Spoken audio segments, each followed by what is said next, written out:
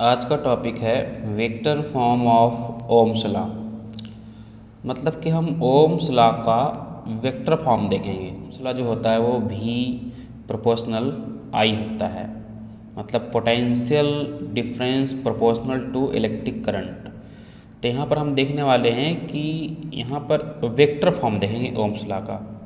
Generally यहाँ पर potential difference जो होता है वो स्केलर क्वांटिटी होता है और इलेक्ट्रिक करंट भी क्या होता है, स्केलर क्वांटिटी होता है। मतलब दोनों कैसा है, ये स्केलर है, अदिश राशि है।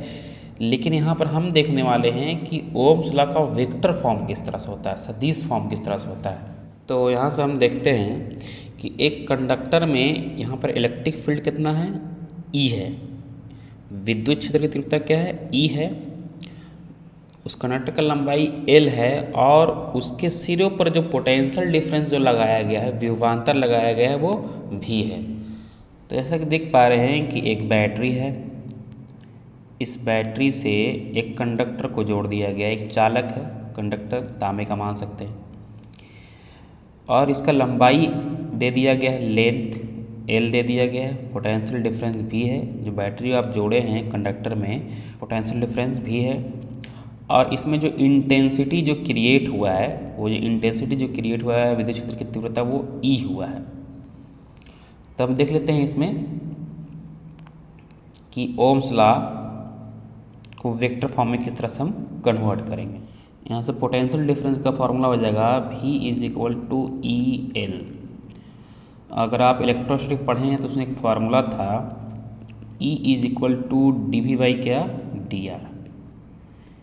यहाँ पर बहुत छोटा सा पोटेंशियल डिफरेंस था और लेंथ जो डिस्टेंस था वो dr था, तो यहाँ पर क्या है, L है। अब यहाँ देख लेते हैं ओम्स लॉ से, बाई ओम्स लॉ। तो आप लोग जानते हैं यहाँ से कि V is equal to IR होता है, और आप ये भी जानते हैं कि I अपने यहाँ पर रहेगा और रेजिस्टेंस का जो बेसिक फार्मूला होता है रो L बाई A। तो यहाँ पुट कर सकते हैं रो L बाई A। तो ये हो गया V इज इक्वल टू, यहाँ से आप देख पा रहे हैं कि V इज इक्वल टू जो फार्मूला है वो EL है।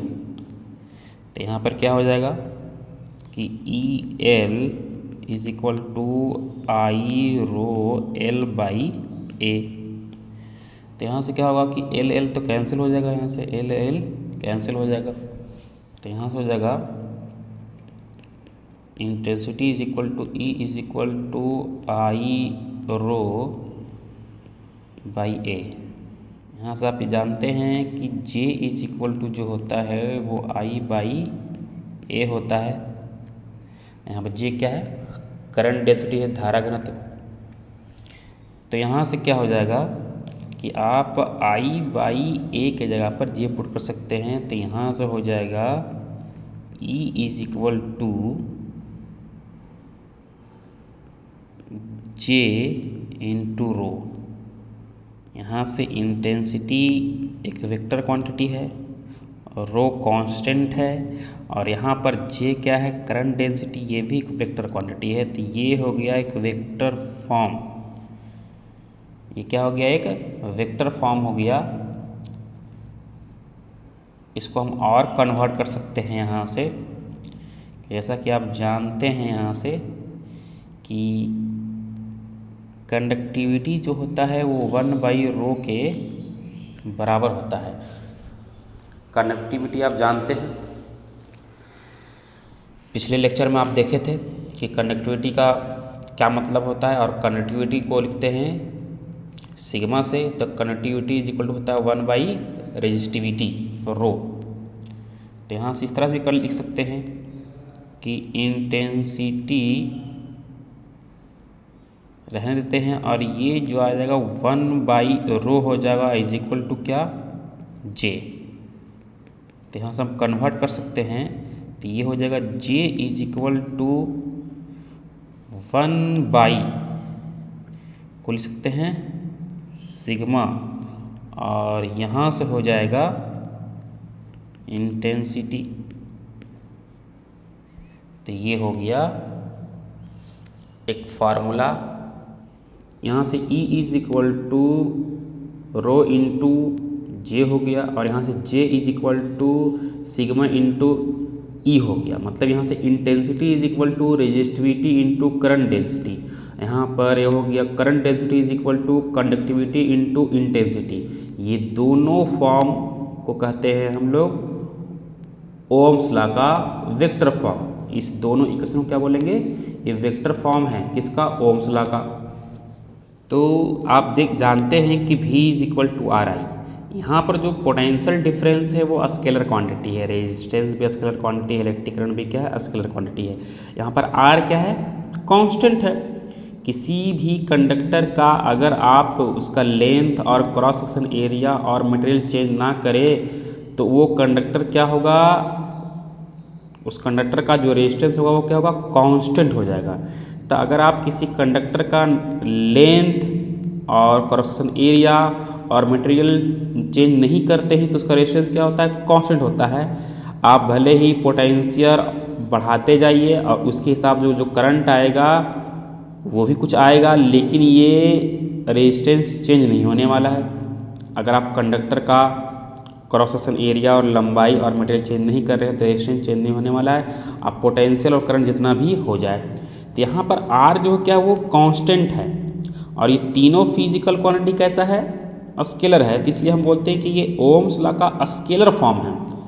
ये ओम्स लॉ क्या है? स्केलर फॉर्म है, अदिश रूप है। तो लेकिन यहाँ आप देख पा रहे हैं कि इंटेंसिटी ये भी वेक्टर, करंट डेंसिटी ये भी वेक्टर, ये भी वेक्टर, ये भी वेक्टर, और यहाँ पर इंटेंसिटी जो है वो कांस्टेंट नहीं है, करंट डेंसिटी वो कांस्टेंट नहीं है, लेकिन रेजिस्टिविटी क्या है उस मटेरियल का? कांस्टेंट है। जिस तरह से आप R देख रहे हैं कांस्टेंट है, यहाँ पर रेजिस्टिविटी क्या है? कांस्टेंट है। यहाँ देख रहे हैं कि इंटेंसिटी ये चेंज हो सकता है, करंट डेंसिटी चेंज हो सकता है, उस तरह से पोटेंशियल डिफरेंस और करंट क्या हो सकता है? चेंज हो सकता है। तो ये फॉर्म है स्केलर फॉर्म, और ये फॉर्म क्या है? Vector form. इसी का दूसरा फॉर्म देख सकते हैं कि ये करंट डेंसिटी भी वेक्टर फॉर्म है, इंटेंसिटी भी वेक्टर फॉर्म है, और ये है कंडक्टिविटी। ये क्या होता है मटेरियल का? ये कांस्टेंट होता है, ये मटेरियल का प्रॉपर्टीज है। तो जिस तरह से आप देख सकते हैं कि R क्या है? कांस्टेंट है, तो यहाँ पर कंडक्टिविटी कांस्टेंट है। इंटेंसिटी क्या है? ये वेरिएबल है, और करंट डेंसिटी वेरिएबल है, तो यहाँ पोटेंशियल और करंट क्या है? वेरिएबल है। तो ये क्या है? ये दोनों वेक्टर फॉर्म है ओम्स लॉ का, और ये किसके इक्विवेलेंट है? V is equal to R I के इक्विवेलेंट है। ये स्केलर फॉर्म है और ये दोनों वेक्टर फॉर्म है। चलिए अगला टॉपिक है पदार्थों का वर्गीकरण प्रतिरोधकता के रूप में। मतलब यहाँ पे आप classification of material in term of resistivity, मतलब मटेरियल को हम क्लासिफिकेशन करेंगे रेजिस्टिविटी के बेस्ड पर। चलिए आगे देखते हैं classification of material in term of resistivity, प्रतिरोधकता के पदों में पदार्थों का वर्गीकरण। मतलब यहाँ पर हम पदार्थों का, मटेरियल का जो हम क्लासिफिकेशन करेंगे रेजिस्टिविटी के बेस्ड पर, मतलब प्रतिरोधकता के आधार पर हम क्या करेंगे? पदार्थों का वर्गीकरण करेंगे। तो हमारे नेचर में बहुत सारा मटेरियल है, तो इसको हम 3 कैटेगरीज में डिवाइड किया गया है। यहाँ पर मटेरियल को 3 कैटेगरीज में बांटा गया है। पहला है कंडक्टर, जिसको हिंदी में चालक बोलते हैं, दूसरा है इंसुलेटर को चालक बोलते हैं, और सेमी कंडक्टर अर्धचालक। ये सेमीकंडक्टर अलग से चैप्टर ही बना दिया गया है 12th क्लास में, तो इसके बारे में डिटेल से पढ़ने का है 12th में, मतलब इसकी हम पढ़ाएंगे। तो यहाँ पर आप जानते हैं कि कंडक्टर क्या है, इंसुलेटर क्या है, सेमीकंडक्टर क्या है, आप पिछले क्लासेस में पढ़े होंगे। तो सिंपल सा डिफिनेशन है कि वे मटेरियल जिसमें इलेक्ट्रिक करंट क्या हो, आसानी से पास हो जाए, उसे कंडक्टर बोलते हैं। वे मटेरियल, वे पदार्थ जिसमें इलेक्ट्रिक करंट प्रवाहित पास ना हो, पूरी तरह से ना हो, और वे मटेरियल जिसमें इलेक्ट्रिक करंट कुछ पास हो, मतलब कि बहुत ही कम, मिनिमम इलेक्ट्रिक करंट पास हो, उसे क्या बोलते हैं? सेमीकंडक्टर बोलते हैं। चलिए तो यहाँ पर रेजिस्टिविटी के बेस्ड पर क्या करते हैं? कंडक्टर को डिफाइन करते हैं। यहाँ पर तो कंडक्टर को इस तरह डिफाइन करते हैं कि the material which conduct electric current fairly well are called conductors. मतलब कि वैसा मटेरियल जिसमें इलेक्ट्रिक करंट क्या आसानी से पास हो जाए, आसानी से पास हो जाए तो उसको क्या बोलेंगे, उस मेटेरियल को कंडक्टर बोलेंगे। तो इसको हिंदी में इस तरह से लिख सकते हैं आप, इसको हिंदी लिख लीजिए। यहाँ पर हम सिर्फ बोल देते हैं कि वे पदार्थ जिसमें विद्युत धारा आसानी से प्रवाहित होता है चालक कहलाता है। चलिए इसका कुछ हम कंसेप्ट देख लेते हैं यहाँ से हम। चलिए यहाँ से कुछ कंसेप्ट है कि मेटल्स आर गुड कंडक्टर्स। जो धातु होते हैं अच्छे चालक होते हैं, मतलब कि जितना भी मेटल्स होते हैं, धातु होते हैं, उसमें इलेक्ट्रिक करंट आसानी से पास हो जाता है, तो वो क्या है, गुड कंडक्टर्स है, गुड चालक है। दूसरा है कि they have a low resistivity in the range of 10⁻8 ohm metre to 10⁻6 ohm metre. मतलब कि ये जो मेटल्स के जो होते हैं रेजिस्टिविटी, प्रतिरोधकता जो होते हैं, वो बहुत ही क्या है, लो होते हैं, मतलब इस रेंज के 10⁻8 से 10⁻6 ओम मीटर के रेंज में होते हैं। ये रेजिस्टिविटी क्या है, ये मेटल का क्या है, ये लो होते हैं। इसी के रेंज में क्या होता है, सारे मेटल का जितना भी रेजिस्टिविटी है, सभी मेटल का इसी रेंज के बीच में होते हैं। तो आगे आप देख पा रहे हैं कि कॉपर और एल्युमिनियम, तांबे और एल्युमिनियम का जो रेजिस्टिविटी होता है सभी धातु में से सबसे लोवेस्ट होता है, कम होता है।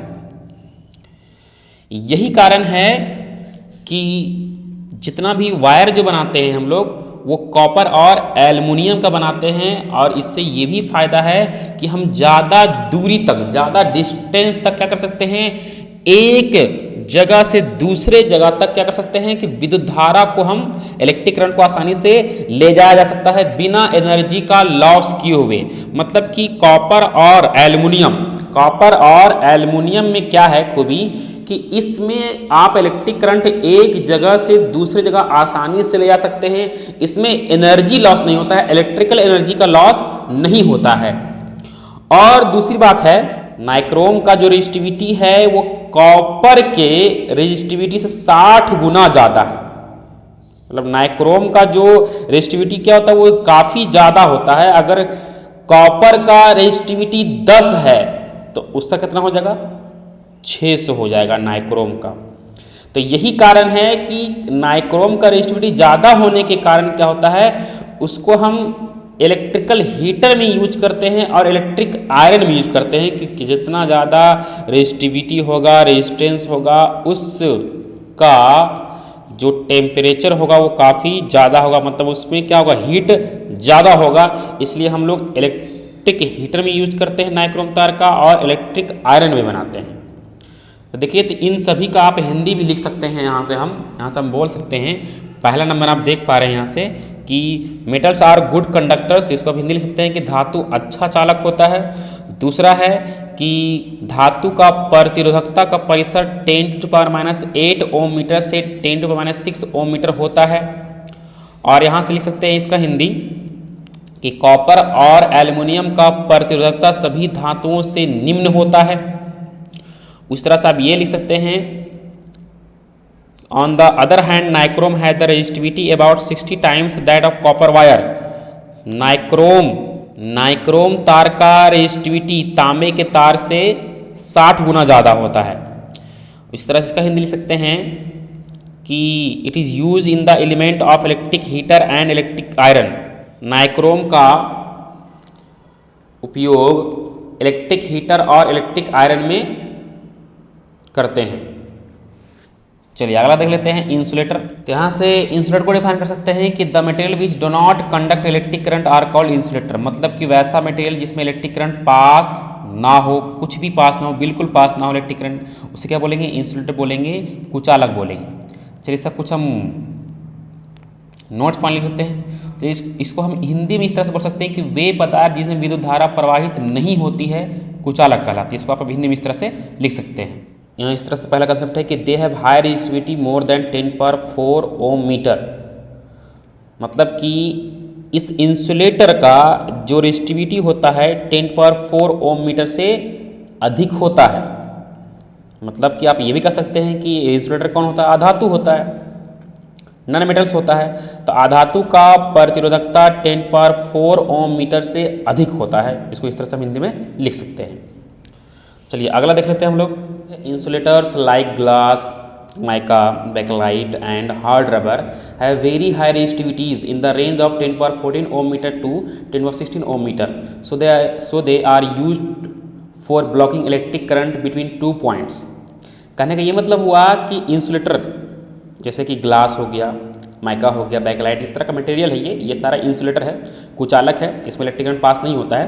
जैसे ग्लास जानते हैं, ये दोनों माइका और बैकलाइट क्या है, एक तरह का मटेरियल है। और हार्ड रबर, इसका जो रेजिस्टिविटी होता है काफ़ी ज़्यादा हाई होता है, मैक्सिमम होता है 10 power 14 ohm metre to 10 power 16 ohm metre. देख पा रहे हैं, जैसे वहाँ पिछले क्या था कि वो माइनस में होता था, यहाँ पर 14 और 16 है, तो काफ़ी ज़्यादा है यहाँ पर रेजिस्टिविटी।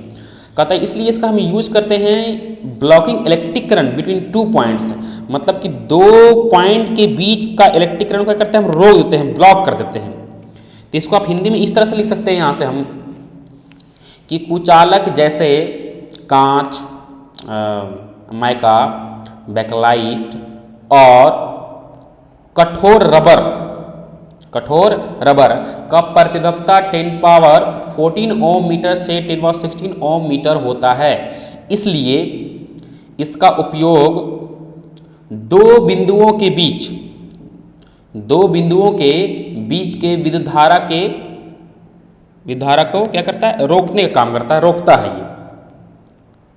चलिए अगला हम देख लेते हैं यहाँ से सेमीकंडक्टर। चलिए सेमीकंडक्टर को इस तरह से डिफाइन करते हैं कि these are the materials whose resistivity in the between those of the conductors and insulator. कहने का ये मतलब हुआ कि वैसा मटेरियल जिसका रेजिस्टिविटी, प्रतिरोधकता क्या हो, कंडक्टर और इंसुलेटर के बीच का हो। ना तो उसका रेजिस्टिविटी जो हो कंडक्टर के जैसा हो पूरी तरह से, ना तो इंसुलेटर के जैसा हो, मतलब क्या हो, कंडक्टर और इंसुलेटर के बीच का हो सेमीकंडक्टर का रेजिस्टिविटी। इसको हिंदी में इस तरह से डिफाइन करते हैं कि वे बता जिसका प्रतिरोधकता चालक और कुचालक के बीच में हो। ऐसा कुछ हम इस तरह से नोट पॉइंट्स लिख देते हैं। यहाँ से कुछ कंसेप्ट देख लेते हैं कि 10 power 16 ohm metre to 10 power 4 ohm metre, मतलब कि सेमीकंडक्टर का ना तो पूरी तरह से रेजिस्टिविटी क्या हो, इंसुलेटर के जैसा हो, ना तो कंडक्टर के जैसा हो। तो यहाँ पर जो प्योर जो आपका सेमीकंडक्टर होता है, यहाँ पर आप जानते हैं जर्मेनियम और क्या होता है, सिलिकॉन होता है। तो इन दोनों मटेरियल का जो रेजिस्टिविटी होता है इन्हीं दोनों के बीच में होगा। चलिए अगला टॉपिक है कार्बन रजिस्टर। तो आप जानते हैं कि रजिस्टर एक्चुअल में क्या होता है, हम पहले बता चुके हैं कि रजिस्टर क्या है कि किसी भी मटेरियल के अंदर रेजिस्टेंस का प्रॉपर्टीज होना, उसको क्या कहलाता है, उसको क्या कहते हैं, रजिस्टर कहते हैं। तो यहाँ पर कार्बन रजिस्टर मतलब कि यहाँ पर रेजिस्टेंस बनाने वाले हैं किसका, कार्बन का। तो आइए यहाँ से देख लेते हैं। चलिए कार्बन रजिस्टर क्या है वो देख लेते हैं कि carbon resistor are widely used in electronic circuit of radio receivers, amplifier, TV, etc. some reach to current। मतलब कि आपको पहले से पता है कि रजिस्टर का मतलब यहाँ पर क्या है कि उस मटेरियल का गुण है कि वो करंट को रजिस्ट करता है, मतलब उसके अंदर रेजिस्टेंस है। तो यहाँ पर कार्बन का रजिस्टर बनाएंगे, मतलब कार्बन का बनाएंगे। तो इसका काम क्या है कि ये इलेक्ट्रॉनिक सर्किट में बहुत ही ज़्यादा यूज होता है। इलेक्ट्रॉनिक सर्किट जैसे कि रेडियो रिसीवर हो गया, एम्पलीफायर हो गया, टीवी हो गया, चार्जर हो गया, फ्रिज हो गया, आप जितना भी इलेक्ट्रॉनिक डिवाइसेस देख रहे हैं उसमें कहीं ना कहीं कार्बन रजिस्टर का यूज होता है। तो इसका काम क्या है कि करंट को रजिस्ट करना। ये सम रेजिस्ट टू करंट, ये कुछ करंट को क्या करता है, रजिस्ट करता है। चलिए इसको हिंदी में इस तरह से लिख देते हैं कि कार्बन प्रतिरोध किसी विद्युत परिपथ का वह घटक है जो उस परिपथ, कौन सा परिपथ, टीवी हो गया, रेडियो रिसीवर हो गया, यहाँ से एम्पलीफायर हो गया, में धारा के प्रवाह में कुछ निश्चित विरोध दर्शाता है। क्या कहलाता है, कार्बन रजिस्टर कहलाता है।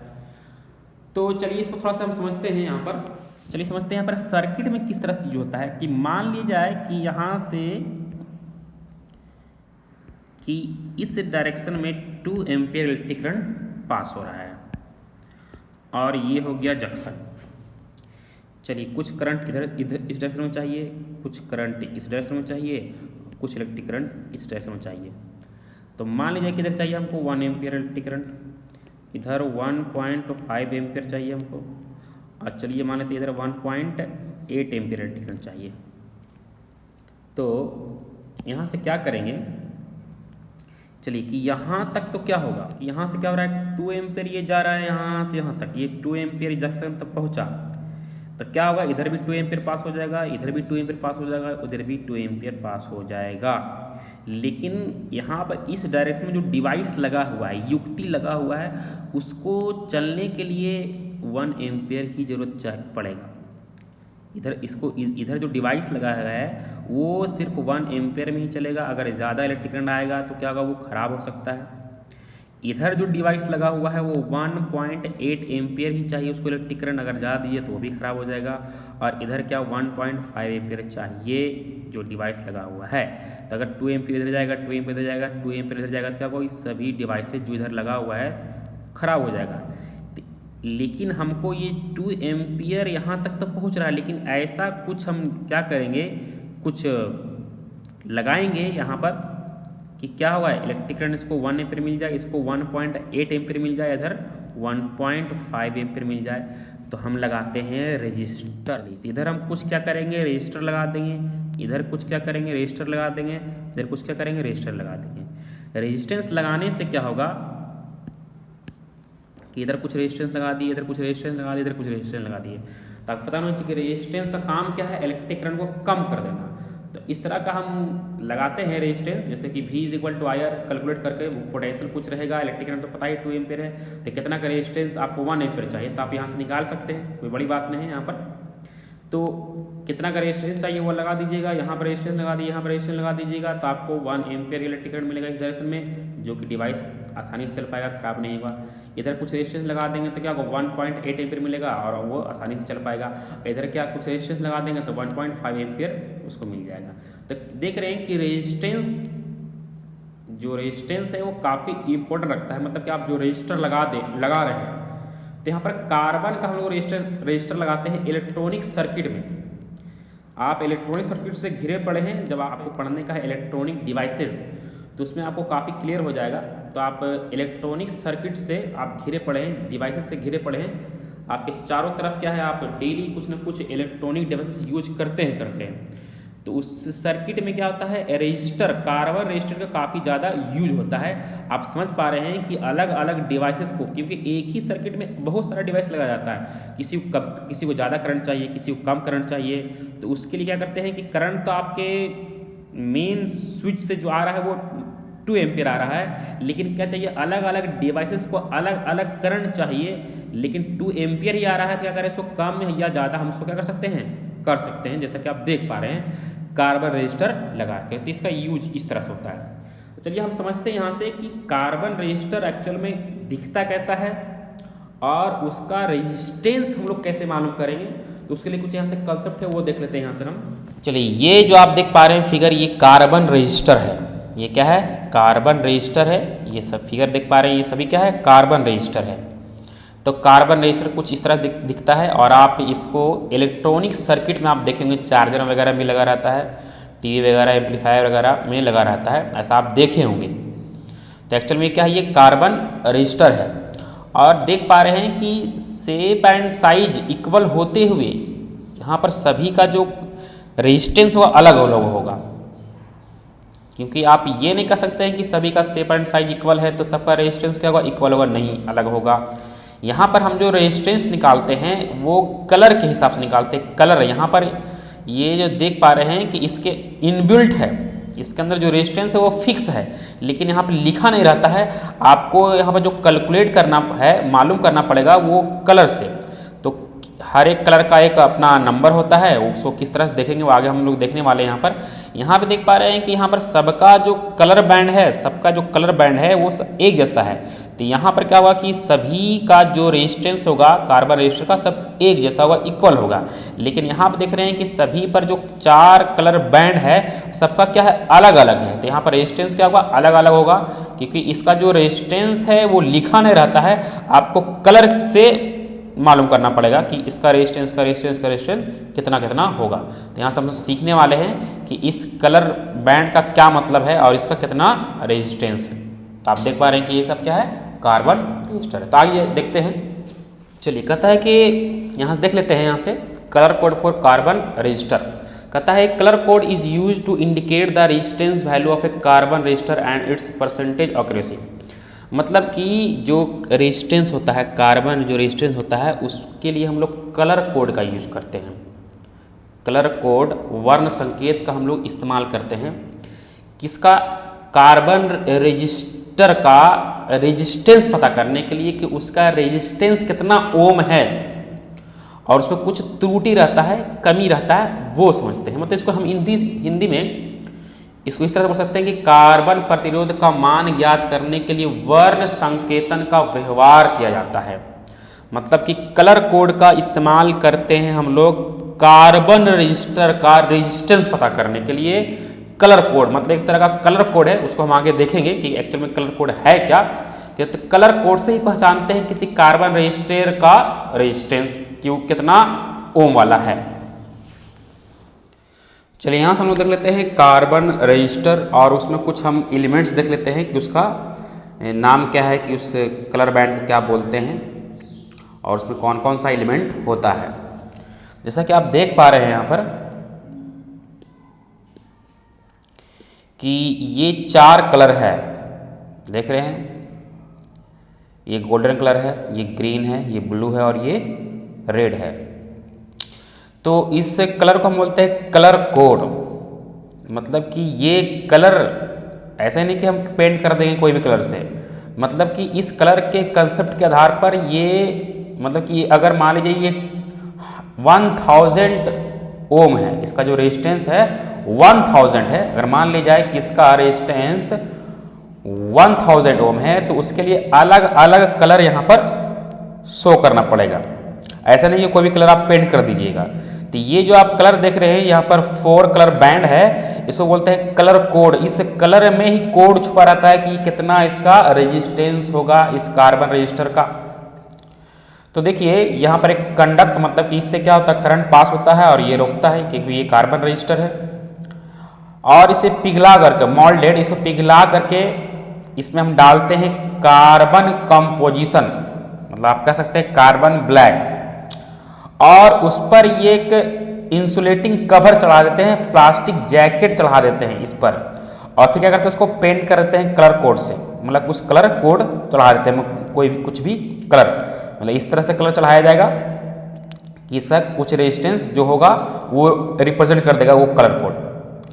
मतलब इस पर जो कलर कोड चढ़ाया जाएगा वो इस तरह से चढ़ाया जाएगा कि वो कलर कोड इसके रेजिस्टेंस को रिप्रेजेंट कर दे।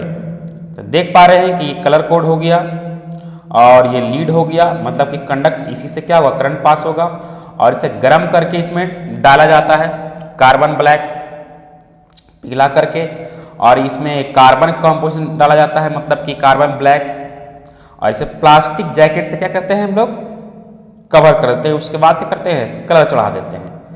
तो ये सब कुछ एलिमेंट्स हो गया, आप देख लिए।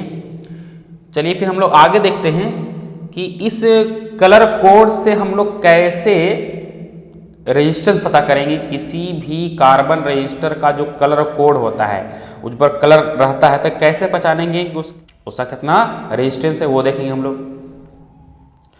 चलिए यहाँ से कुछ कलर कोड दिया गया है, ये आपको पूरा सिस्टम आपको याद रखना पड़ेगा कि black, brown, red, orange, yellow, green, blue, violet, grey, white, सबके लिए कोड है। चलिए ब्लैक के लिए 0 यूज करेंगे हम लोग कोड, जो नंबर है, ब्राउन के लिए 1, रेड के लिए 2, ऑरेंज के लिए 3, येलो के लिए 4, इस तरह से सभी कलर का दिया गया है। और यहाँ पर मल्टीप्लायर है, मतलब गुणांक है कि चलिए ब्लैक रहेगा तो उसका मल्टीप्लायर जो गुणांक है रहेगा वो 10⁻0, ब्राउन के लिए 10⁻1, रेड के लिए 10⁻2, इस तरह से सभी का दिया गया है। और ये कलर है कि अगर ये जो कलर गोल्ड, सिल्वर और कोई भी कलर नहीं रहे 4th बैंड में, क्योंकि आप देख पा रहे हैं कि यहाँ पर जो हम लोग पढ़ रहे हैं 4 कलर बैंड के लिए पढ़ रहे हैं, तो यहाँ पर कहता है कि अगर 4th कलर बैंड में कोई भी कलर ना हो, और सिल्वर के लिए, गोल्ड के लिए यहाँ पर टॉलरेंस है, मतलब त्रुटि है, मतलब कि वो 5% क्या कर सकता है कि वो कार्बन रजिस्टर अपना रेजिस्टेंस बढ़ा सकता है या फिर घटा सकता है, मतलब कि उसमें त्रुटि रहता है। अगर गोल्ड लिखा रहे,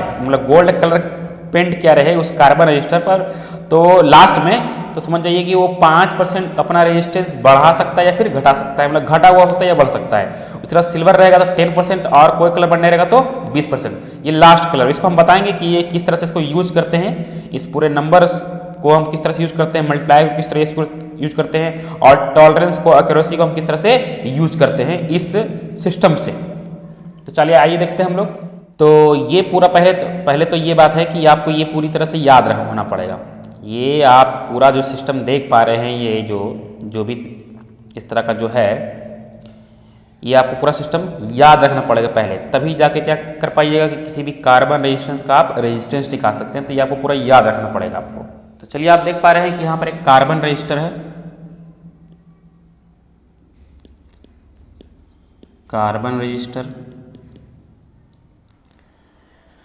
चलिए इसका आपका नाम दे देते हैं यहाँ से कि चलिए इसको, इस कलर बैंड को ए बोल लेते हैं, बी, सी, लास्ट वाले को डी।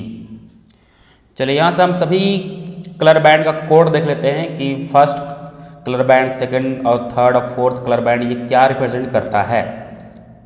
तो यहाँ देख लेते हैं पहला कलर बैंड क्या रिप्रेजेंट कर रहा है।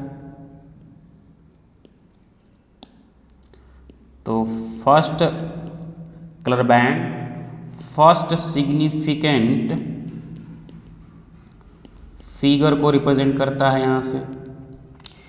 इसी साथ देख लेते हैं हम लोग दूसरा कलर बैंड क्या रिप्रेजेंट करता है। तो ये सेकेंड सिग्निफिकेंट फिगर को रिप्रेजेंट करता है। इसी तरह से चौथा कलर बैंड ये रिप्रेजेंट करता है डेसिमल मल्टीप्लायर का, डेसिमल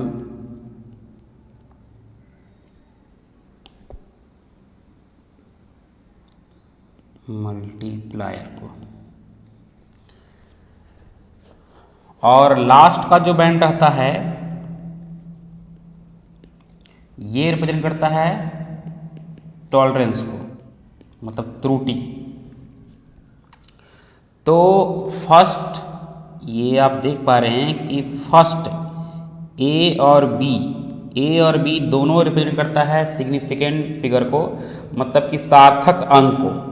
और ये तीसरा जो रहता है वो रिप्रेजेंट करता है डेसिमल मल्टीप्लायर को, और लास्ट वाला जो डी रहता है वो टॉलरेंस को। इस तरह से हम नाम दे दिए हैं ए बी सी डी, और ये सभी कलर बैंड का एक अपना कोड है। तो यहाँ से देख पा रहे हैं कि ए और बी ये जो रिप्रेजेंट करेगा ये सिग्निफिकेंट फिगर को रिप्रेजेंट करता है। ये पहला दो कलर जो रहता है, पहला और दूसरा जो रिप्रेजेंट करता है वो सिग्निफिकेंट को रिप्रेजेंट करता है। तीसरा जो रहेगा वो डेसिमल मल्टीप्लायर को रिप्रेजेंट करेगा, और लास्ट का टॉलरेंस त्रुटि, मतलब वो कितना रेजिस्टेंस बढ़ा सकता है, कितना परसेंट वो रेजिस्टेंस बढ़ा सकता है या घटा सकता है, चौथा लास्ट का। तो ये चार कलर बैंड देख पा रहे हैं। तो ये चार कलर बैंड के लिए, 4 कलर बैंड के लिए हम लोग इस तरह से इसको रिप्रेजेंट करते हैं, और यह अपना अपना एक कोड है, और उस कोड को ही लिख कर क्या करेंगे, इस कार्बन रजिस्टर का हम लोग क्या पता करेंगे, रेजिस्टेंस पता करेंगे। तो चलिए हम देखते हैं कि ये जो कार्बन आपका रजिस्टर है, कि कार्बन रजिस्टर है, इसका हम पता करते हैं रेजिस्टेंस। अगर आप एक भी समझ जाते हैं, अगर आप एक भी कार्बन रजिस्टर का अगर आप रेजिस्टेंस निकालना सीख जाते हैं तो आसानी से सभी कार्बन रजिस्टर का क्या कर सकते हैं, निकाल सकते हैं। लेकिन वो कैसा होना चाहिए, 4 कलर बैंड होना चाहिए 4 के लिए, 5 के लिए, 6 के लिए अलग होता है। तो यहाँ से हम लोग देख लेते हैं कि ये जो आपका सिस्टम दिया गया है इसको आपको याद रखना पड़ेगा। तो आपको सामने रख दिए गए हैं, और ये क्या है, कार्बन रजिस्टर है। तो क्या करते हैं, इसका हम लोग रेजिस्टेंस निकालते हैं। तो चलिए देखते हैं। यहाँ से देख पा रहे हैं कि फर्स्ट कलर जो है वो ब्राउन कलर है। इसी तरह से आप दूसरा देख पा रहे हैं कि ये ब्लैक है, और ये तीसरा जो देख पा रहे हैं ये रेड है, और चौथा जो है वो क्या है, चौथा जो देख रहे हैं वो येलो है। तो अभी हम बताए हैं कि पहला दो कलर क्या बताएगा, सिग्निफिकेंट फिगर बताएगा। तो यहाँ पे देख पा रहे हैं कि फर्स्ट सिग्निफिकेंट फिगर ये क्या है, ब्राउन है। तो आप यहाँ पर देख पा रहे हैं कि ब्राउन के लिए क्या है, यहाँ आप देख पा रहे हैं कि ब्राउन के लिए क्या है, देख पा रहे हैं कि यहाँ पर ब्राउन के लिए क्या है 1 नंबर, जो क्या है सिग्निफिकेंट फिगर जो है वो क्या है यहाँ पर ब्राउन के लिए क्या है 1 है। तो यहाँ पे आप क्या लिखेंगे ब्राउन के लिए 1। सेकेंड जो सिग्निफिकेंट फिगर है वो है ब्लैक। तो ब्लैक के लिए आप देख पा रहे हैं यहाँ पर ब्लैक के लिए जो है क्या है वो 0 है। फर्स्ट में ही देख पा रहे हैं यहाँ से ब्लैक के लिए क्या है 0 है, तो यहाँ 0 लिख देते हैं। इसी तरह से आप तीसरा जो देख रहे हैं वो रेड है, और रेड क्या बताता है, यहाँ पर जो तीसरा कलर क्या है रेड है, और तीसरा क्या बताता है डेसिमल मल्टीप्लायर बताता है। तो यहाँ पर लिख देंगे डेसिमल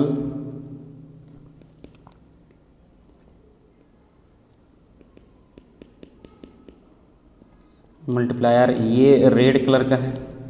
तो यहाँ से आप देखिएगा कि रेड कलर का जो मल्टीप्लायर है, ये जो आप रेड कलर का देखिएगा यहाँ से ये देख पा रहे हैं कि रेड कलर का जो मल्टीप्लायर है ये है आपका मल्टीप्लायर 10 पावर 2, तो 10 पावर 2।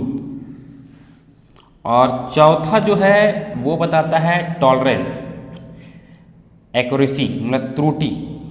तो जो आपका चौथा है टॉलरेंस जो है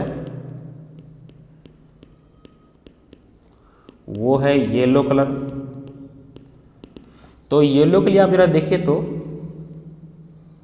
यहाँ से जो टॉलरेंस देख पा रहे हैं कि येलो कलर के लिए कुछ नहीं है, तो येलो के लिए कुछ नहीं है मतलब क्या मान लेंगे यहाँ पर 0। तो यहाँ से जो रेजिस्टेंस हो जाएगा R इज इक्वल टू, पहला जो आपका क्या है 1 है तो 1 लिख देंगे, दूसरा क्या है 0 तो 0 लिख देंगे। और डेसिमल मल्टीप्लायर लिखने से पहले आपको क्या करना पड़ेगा मल्टीप्लायर देना पड़ेगा और लिखना पड़ेगा 10 पावर 2। और यहाँ पर टॉलरेंस में क्या लिखेंगे प्लस माइनस, यहाँ पर क्या है 0, मतलब कि आप समझ सकते हैं कि टॉलरेंस क्या है 0 है, मतलब इसमें कोई भी त्रुटि कोई भी कमी या ज़्यादा नहीं होगा, मतलब इसका रेजिस्टेंस क्या होएगा इसमें कुछ बढ़े या घटेगा नहीं, मतलब क्या होगा 10 इंटू 10 पावर क्या होगा 2 ओम होगा यहाँ। मतलब इसको अगर हम लिख सकते हैं तो यहाँ पे इसका जो रेजिस्टेंस हो जाएगा वो 10 इंटू 10 पावर 2 ओम, मतलब इसको लिख सकते हैं 2 0 और इतना ओम, मतलब 1000 ओम इसका रेजिस्टेंस है।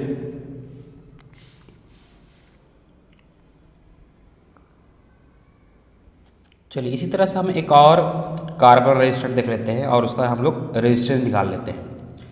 जैसा कि आप देख पा रहे हैं यहाँ पर कि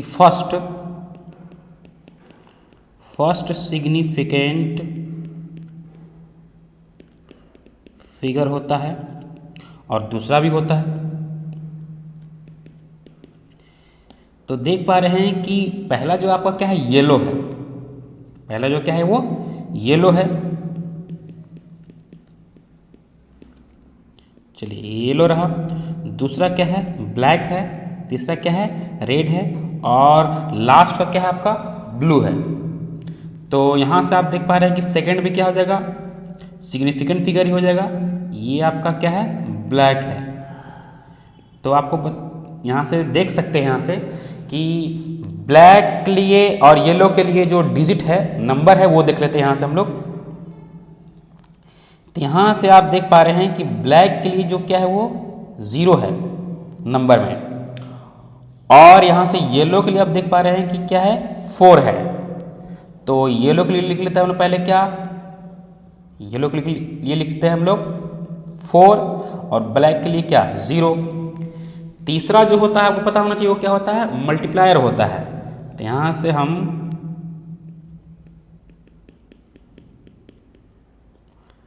यहाँ से तीसरा जो होता है वो डेसिमल मल्टीप्लायर होता है। तो यहाँ से हम देख लेते हैं कि तीसरा जो आपका वो क्या है रेड है। तो मल्टीप्लायर आप देख पा रहे हैं कि रेड का जो मल्टीप्लायर है 10 पावर क्या है 2 है, तो 10 पावर क्या 2। और लास्ट का जो कलर बताता है वो टॉलरेंस बताता है त्रुटि। तो ये देख पा रहे हैं कि वो क्या है ब्लू कलर का है।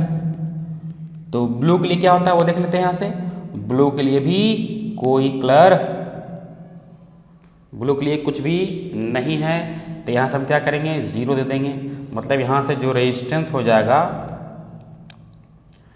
रेजिस्टेंस हो जाएगा R इज इक्वल टू, पहले 4 है फिर 0 है, 10 पर क्या 2, इतना ओम। तो यहाँ जाएगा 4 0 और 2 0 और, तो 4000 ओम हो जाएगा। तो इस तरह से क्या करते हैं हम लोग, रेजिस्टेंस निकाल लेते हैं कार्बन रजिस्टर का।